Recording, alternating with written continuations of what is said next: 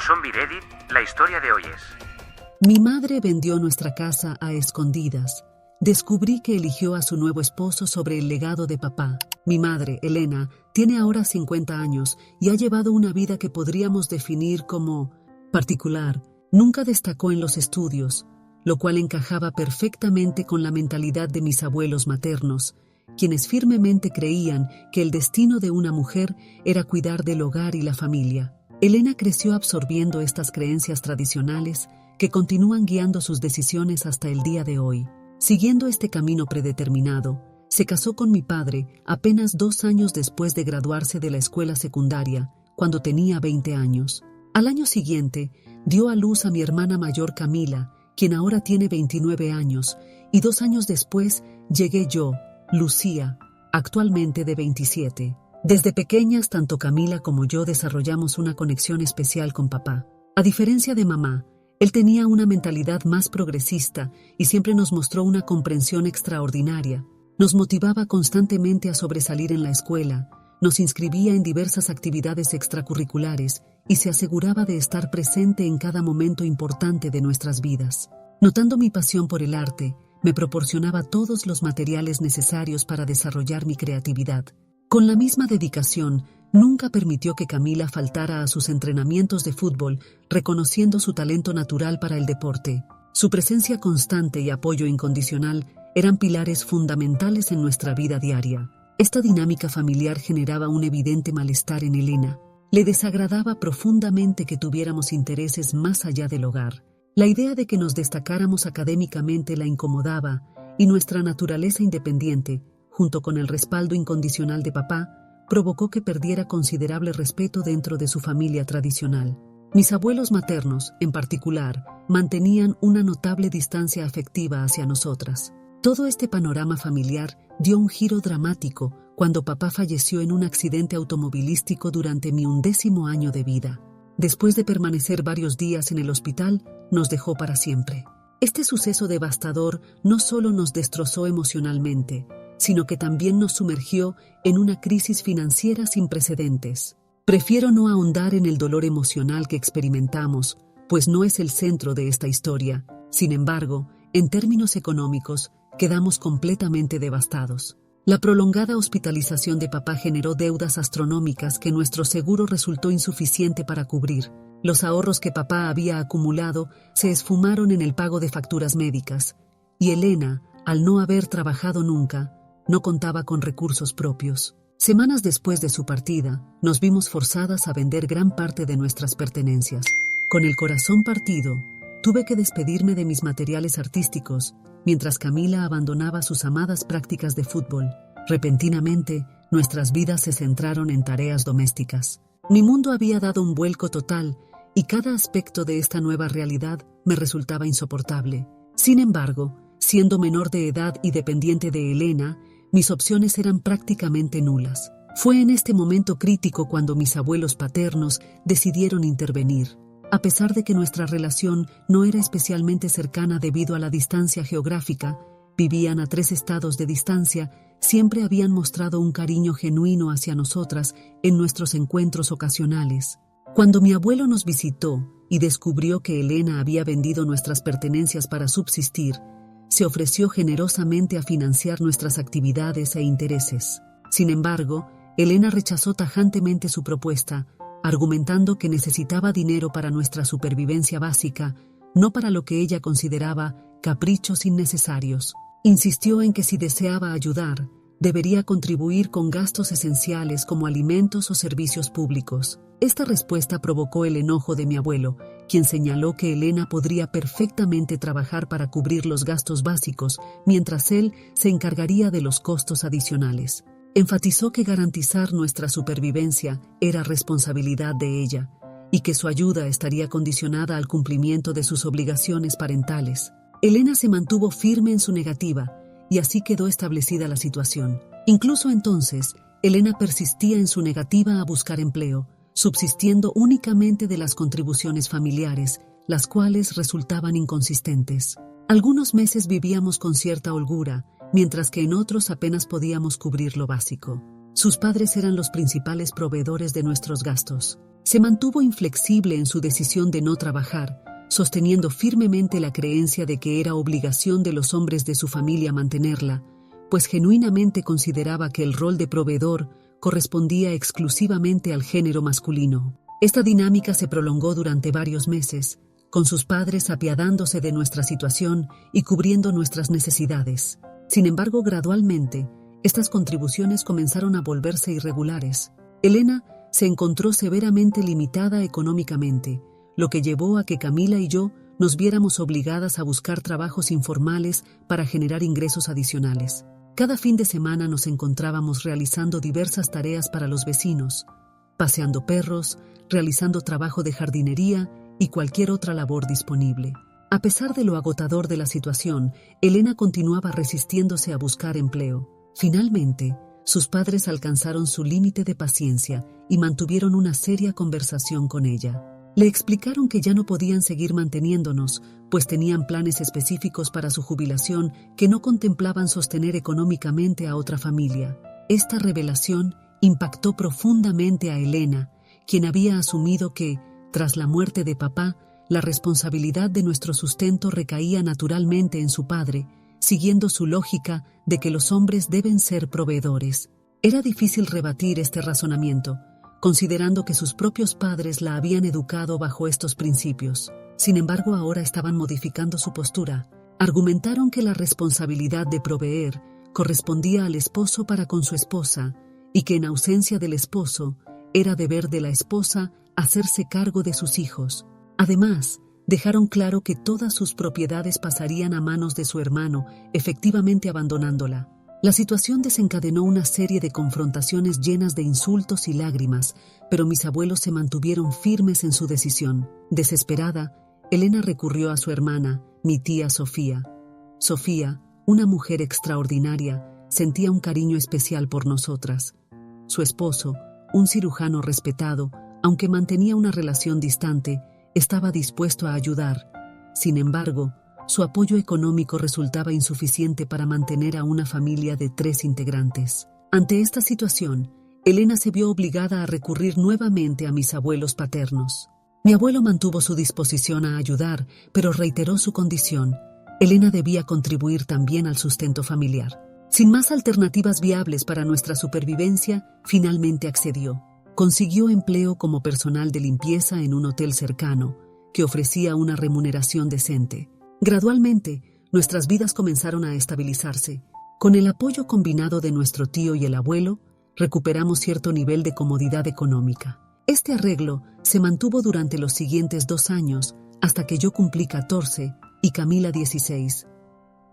Fue entonces cuando Elena nos presentó a Roberto. Roberto era su nuevo novio y tenían planes de matrimonio. Desde el primer momento, tanto Camila como yo sentimos una profunda aversión hacia él. Su aspecto y higiene personal eran deplorables, y no exagero al decirlo. Parecía que el concepto de aseo personal le era completamente ajeno. Desprendía un fuerte olor a cigarrillos y su mirada ausente sugería una notable dificultad para procesar las conversaciones. Naturalmente, Camila y yo no solo desaprobábamos su presencia, desarrollamos un rechazo visceral hacia él. Lamentablemente, Elena declaraba estar perdidamente enamorada de él. Se casaron en una ceremonia secreta y nos hicieron jurar que mantendríamos el matrimonio en absoluto secreto. Teníamos prohibido informar a cualquier miembro de la familia paterna sobre este nuevo matrimonio de Elena.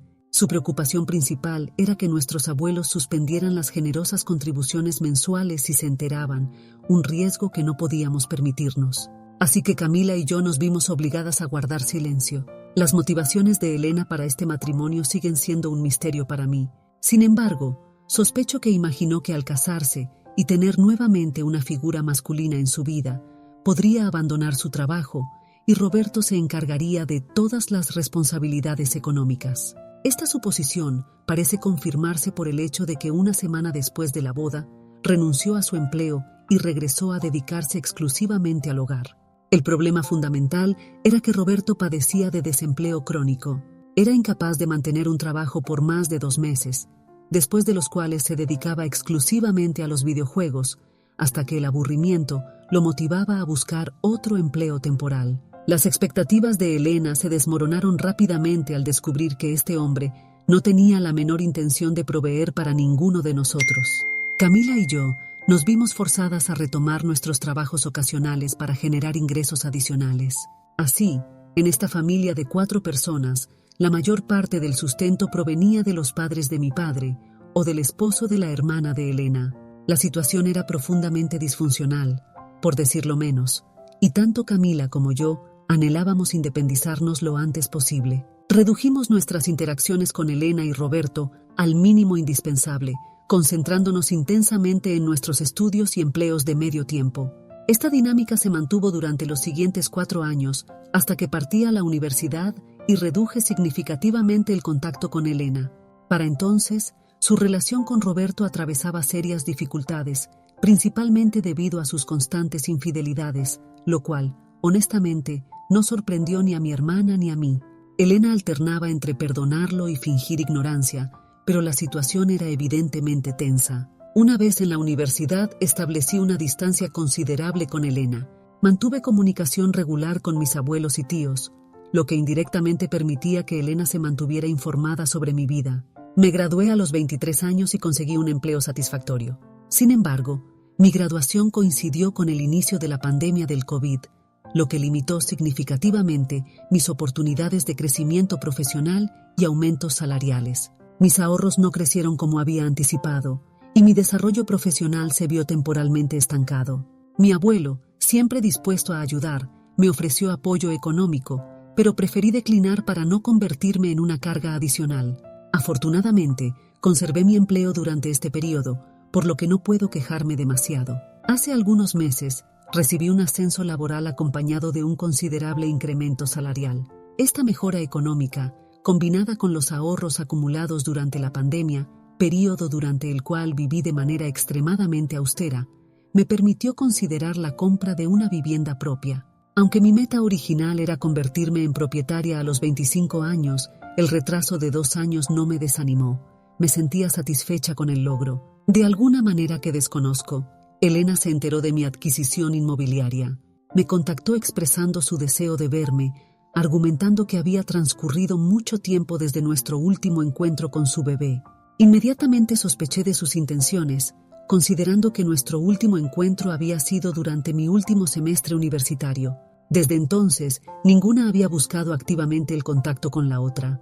Le respondí vagamente que me comunicaría cuando mi agenda lo permitiera, sin tener realmente la intención de hacerlo. Insistió en la urgencia del asunto, presionando por una respuesta inmediata. Consciente de que tenía algún motivo oculto, evadí el tema y concluí la llamada. 2 días después, volvió a contactarme, esta vez admitiendo encontrarse en una situación problemática que requería mi ayuda. Antes de que pudiera siquiera considerar su solicitud, reveló que había escuchado sobre mi compra inmobiliaria y deseaba mudarse junto con Roberto. Esencialmente pretendían establecerse en mi nueva propiedad. No pude contener una risa ante su atrevimiento. Le comenté mi sorpresa por la continuidad de su relación con Roberto, pues había esperado que finalmente se hubiera separado de él. Le expliqué que su percepción sobre mi vivienda era errónea. Se trataba de un estudio con un modesto balcón, claramente inadecuado para 3 personas. Intenté evitar un rechazo directo, esperando que las limitaciones espaciales fueran suficiente disuasión. Sin embargo, mi optimismo resultó infundado. Sugirió que, dado que era un apartamento de una habitación, yo podría desocuparlo para que ella y Roberto pudieran instalarse. Rechacé categóricamente esta propuesta, explicando que no había invertido tanto esfuerzo para ceder mi espacio a otros. Además, tenía obligaciones hipotecarias que cumplir. Le informé que, si insistían en mudarse, deberían pagar una renta acorde al mercado, lo que desencadenó su furia. Comenzó a vociferar, expresando su incredulidad ante la idea de que le cobrara alquiler a su propia madre y acusándome de criar hijas aprovechadas.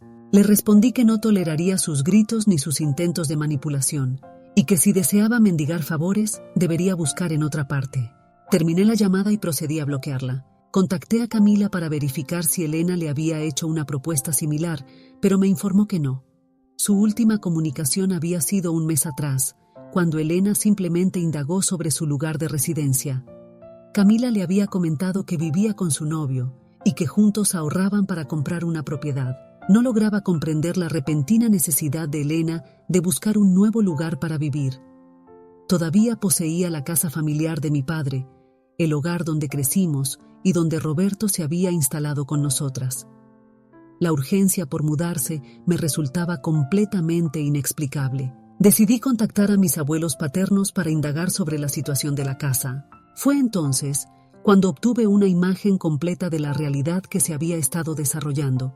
Resultó que la casa donde crecimos estaba legalmente registrada a nombre de mi abuelo. Se suponía que la propiedad pasaría a manos de papá tras el fallecimiento de mis abuelos. El plan familiar establecía que tanto mi padre como su hermano heredarían cada uno una casa propiedad de mi abuelo, permitiéndoles vivir sin la carga del alquiler. Esta disposición estaba diseñada para proporcionarles un sólido comienzo en la vida y facilitarles la posibilidad de invertir en propiedades para sus propios hijos. Por lo tanto, la escritura de nuestra casa de la infancia permanecía legalmente a nombre de mi abuelo, no de mi padre. Tras el fallecimiento de papá, mi abuela insistió en que el abuelo mantuviera la titularidad de la propiedad, con la intención de transferirla a Camila y a mí cuando alcanzáramos la mayoría de edad. Sin embargo, considerando la situación de desempleo de Elena, el abuelo, no queriendo agravar sus dificultades y probablemente movido por la compasión, accedió a su solicitud de transferir la propiedad a su nombre. Esta transferencia se realizó bajo el entendimiento explícito de que cuando yo cumpliera 25 años y Camila 27, la casa pasaría a ser nuestra. Ahora comprendo por qué Elena nos exigió mantener en secreto su matrimonio con Roberto. La información eventualmente llegó a oídos de mis abuelos, según me explicó el abuelo. Al enterarse de su nuevo matrimonio y del encubrimiento deliberado, expresaron su profundo descontento. Fue en ese momento cuando manifestaron su deseo de modificar la titularidad de la propiedad lo antes posible. Insistieron en que, dado que Camila ya era adulta y yo me aproximaba a la mayoría de edad, deseaban realizar los trámites necesarios para asegurar que ni Roberto ni Elena pudieran disponer de la casa indebidamente. Sin embargo, con un timing sumamente conveniente, pocas semanas después de que mis abuelos expresaran sus intenciones, Elena les comunicó entre lágrimas que Roberto la había abandonado por otra mujer. Su desconsolado llanto naturalmente conmovió a mis abuelos, quienes decidieron no presionar más con el tema de la propiedad. Gradualmente, el asunto se fue diluyendo hasta quedar relegado a un segundo plano. Esa fue la última conversación significativa que mantuvieron sobre la casa, y desde entonces su contacto con Elena se había vuelto esporádico. Informé al abuelo sobre la reciente llamada de Elena, donde expresaba su deseo de mudarse a mi casa junto con Roberto. Esta revelación planteaba una pregunta inquietante: ¿qué había sucedido con la casa familiar? Mi abuelo se comprometió a investigar la situación, admitiendo su total desconocimiento sobre la reconciliación de Elena con Roberto o sus planes de mudanza. Tengo un presentimiento sumamente negativo sobre todo este asunto y estoy convencida de que pronto desencadenará en un nuevo drama familiar. Edición para responder a los comentarios. Sorprendentemente, carecía de información sobre aspectos cruciales de la vida de Elena. Esto es consecuencia directa de haber reducido el contacto con ella. Tomé la decisión consciente de alejarme de su vida y no me arrepiento. Al cumplir 18 años, me distancié tanto física como emocionalmente, manteniendo únicamente una relación formal desde entonces. Por esta razón, desconocía los detalles sobre su separación de Roberto y su posterior reconciliación. Respecto a nuestro desconocimiento sobre la situación legal de la casa, es importante considerar que Camila y yo éramos apenas unas niñas. Confiamos en que Elena, como nuestra madre, velaría por nuestros intereses, al igual que lo hicieron nuestros abuelos. Por este motivo, las cuestiones relacionadas con la propiedad o titularidad de la casa nunca fueron discutidas con nosotras. El abuelo y la abuela evitaron involucrarnos en estas discusiones, dado que éramos menores de edad, y centraron sus esfuerzos en tratar directamente con Elena, quien supuestamente debía proteger nuestros intereses, no traicionarlos. Por el momento, tanto Camila como yo desconocemos el destino actual de la casa familiar, pero planeamos confrontar a Elena y, si la situación lo requiere, organizar una intervención formal. Me comprometo a mantenerlos informados sobre cualquier desarrollo en esta situación. Actualización 1. 2 semanas después de mi publicación inicial, organizamos una intervención. Camila, su novio, mis abuelos y yo decidimos confrontar a Elena directamente para esclarecer la situación. Optamos por no anunciar nuestra visita, lo que resultó en una sorpresa absoluta para ella. Sin embargo, la verdadera conmoción nos esperaba a nosotros. Al llegar a nuestra casa de la infancia, el hogar que papá nos había dejado, fuimos recibidos por una joven pareja desconocida. Inicialmente, supusimos que podrían ser familiares de Roberto o quizás amigos de Elena, pero nos informaron con total naturalidad que eran los nuevos propietarios de la vivienda. Mi primera reacción fue de incredulidad, casi risa nerviosa, pero la realidad pronto se hizo innegable. Elena había vendido la casa sin informarnos a Camila o a mí, y sin obtener el consentimiento de mis abuelos. Lo más impactante fue descubrir que la transacción se había realizado hacía más de 6 meses, completamente a nuestras espaldas. Lamentablemente, debido a que mis abuelos nunca completaron el proceso formal de transferencia de propiedad, Elena mantenía la titularidad legal de la casa y técnicamente estaba en su derecho de venderla. La revelación nos dejó profundamente conmocionados y traicionados. Nuestra siguiente tarea fue localizar el paradero actual de Elena. La encontramos en una zona deteriorada del centro de la ciudad, ocupando un modesto apartamento de una habitación en un edificio rodeado de evidentes consumidores de sustancias ilícitas. El entorno coincidía perfectamente con la apariencia y estilo de vida de Roberto, quien siempre había proyectado una imagen similar a la de los residentes del área. El momento en que Elena nos vio reunidos frente a su puerta, su rostro perdió todo color. Intentó cerrar la puerta precipitadamente, pero la presencia imponente del novio de Camila, un hombre corpulento de 1,90 m de estatura, con un aire naturalmente intimidante, lo impidió. Al forzar nuestra entrada, encontramos a Roberto en su posición habitual, desparramado en el sofá, cigarro en mano, con un aspecto que sugería días sin atención a su higiene personal. Elena nos saludó con visible nerviosismo, pero fuimos directos al punto. La confronté sobre la venta secreta de la casa que debía haber sido heredada por Camila y por mí. Inmediatamente se deshizo en lágrimas, justificándose con la excusa de que era la única manera de retener a Roberto. Procedió a relatarnos una historia lastimera sobre cómo Roberto la había abandonado en 2 ocasiones por diferentes mujeres. La verdad detrás de aquella conversación con el abuelo, cuando Elena había mencionado el abandono de Roberto, era que efectivamente la había dejado. Ella se había rebajado a rogar y suplicar por su regreso, el cual finalmente se produjo cuando su nueva pareja lo expulsó de su hogar. 1 año después, Elena lo descubrió siendo infiel nuevamente, esta vez con una joven apenas mayor de edad. La observé con una mezcla de incredulidad y desprecio, cuestionando por qué persistía en una relación con alguien tan problemático que no aportaba absolutamente nada positivo a su vida. Su silencio ante esta pregunta agotó mi última reserva de paciencia o compasión. Mi abuela, consumida por la furia, estalló contra Elena, declarando que no tenía el menor interés en escuchar justificaciones sobre su monumental fracaso como persona. Su única preocupación era el destino de la propiedad que debería haber pasado a sus nietas. Elena entonces reveló que había vendido la casa porque Roberto había expresado su deseo de adquirir una embarcación. Este hombre, cuya única experiencia náutica consistía en un breve periodo como guardavidas en una playa cercana, había desarrollado repentinamente esta obsesión.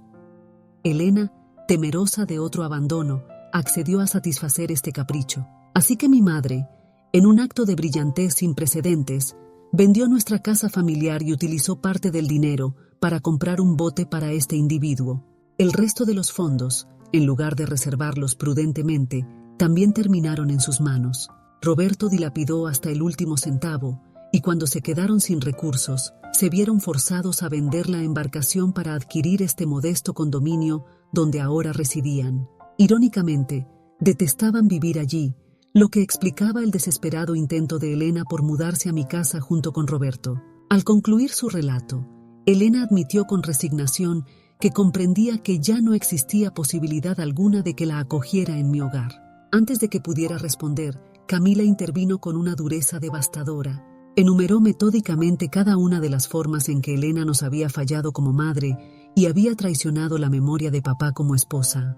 Nos había arrebatado el único vínculo tangible con nuestro padre, todo por complacer a un esposo inútil que ni siquiera la valoraba. Camila declaró que Elena había muerto para ella y que jamás volvería a tener noticias suyas. Aunque me encontraba todavía procesando el impacto de estas revelaciones, expresé mi total acuerdo con la postura de mi hermana. No había lugar en mi vida para una persona capaz de semejante traición. Elena comenzó a llorar desconsoladamente, protestando que no merecía tal trato. Le aseguramos que su comportamiento justificaba plenamente nuestra reacción. Nos había robado no solo a nosotras y a nuestros abuelos, sino también había destruido una conexión irreemplazable con nuestra infancia y la memoria de nuestro padre. El perdón no era una opción. Nos retiramos del lugar, dejando atrás a una Elena sollozante. Desde entonces, ha intentado contactarnos incesantemente, tanto a nosotras como a nuestros abuelos, pero sus llamadas son sistemáticamente ignoradas. La pérdida de la casa es irreversible, tanto la propiedad como el dinero se han esfumado definitivamente. He considerado la posibilidad de ahorrar para readquirirla si alguna vez vuelve al mercado, consciente de que es un anhelo poco realista y prácticamente irrealizable. Mis abuelos oscilan entre la furia y la desolación, igualmente impotentes ante lo sucedido. El abuelo se reprocha constantemente haber confiado en Elena, aunque intentamos consolarlo recordándole que nadie podría haber previsto una traición de tal magnitud. Es una situación que nos ha dejado a todos con una profunda sensación de impotencia y pérdida. Actualización 2. Roberto ha abandonado a Elena nuevamente. Reconozco que puede sonar despiadado, pero encuentro una profunda satisfacción en cada aspecto de esta situación. Elena ha estado intentando establecer contacto con nosotras a través de diversos números telefónicos nuevos y diferentes estrategias, pero tanto Camila como yo nos mantenemos firmes en nuestra decisión de no responder. En su desesperación, Elena intentó utilizar a la tía Sofía como intermediaria. Recibí una llamada suya la semana pasada, instándome a restablecer comunicación con Elena. Le pedí que se mantuviera al margen de la situación y procedí a revelarle toda la verdad sobre lo ocurrido. Sofía quedó completamente horrorizada al enterarse de que la casa estaba destinada a ser nuestra herencia. Se disculpó profusamente por haber intentado interceder a favor de Elena y desde entonces también ha decidido bloquear toda comunicación con ella. Las escasas noticias que recibo sobre Elena llegan a través de la tía Sofía, quien me informó sobre el nuevo abandono de Roberto. Como resultado, Elena se encuentra actualmente sin hogar y carente de opciones de vivienda. Inicialmente, la tía Sofía y su esposo consideraron la posibilidad de acogerla, pero después de conocer la magnitud de su traición hacia nosotras, se mantuvieron firmes en su negativa. Ayer recibí un correo electrónico de Elena. Su mensaje destilaba desesperación, describiendo su situación actual de indigencia y falta de recursos. Me suplicó que le permitiera hospedarse temporalmente en mi casa mientras, según ella, buscaba empleo. Sin embargo, reconozco la falsedad en sus palabras. Su historial demuestra que no tiene intención real de buscar trabajo, y tengo la certeza de que, si le permito establecerse en mi hogar, se convertirá en una presencia permanente e indeseada. Hasta ahora no he respondido a su mensaje porque simplemente no la quiero en mi espacio. Sin embargo, no puedo evitar sentir cierta culpa ante la idea de que esté viviendo en las calles. La realidad es que actualmente no cuenta con absolutamente nadie dispuesto a tenderle una mano. Aunque soy plenamente consciente de que esta situación es resultado directo de sus propias acciones y decisiones, y que ella es la única responsable de su actual predicamento, una parte de mí no puede evitar sentir compasión por su situación. Mantengo la esperanza de no ceder ante sus súplicas, porque tengo la certeza absoluta de que permitirle entrar en mi vida nuevamente solo resultaría en la destrucción de la estabilidad que tanto me ha costado construir. Actualización 3. Compartí con Camila el contenido del correo electrónico de Elena y descubrí que ella también había recibido una súplica similar, a la cual tampoco había respondido.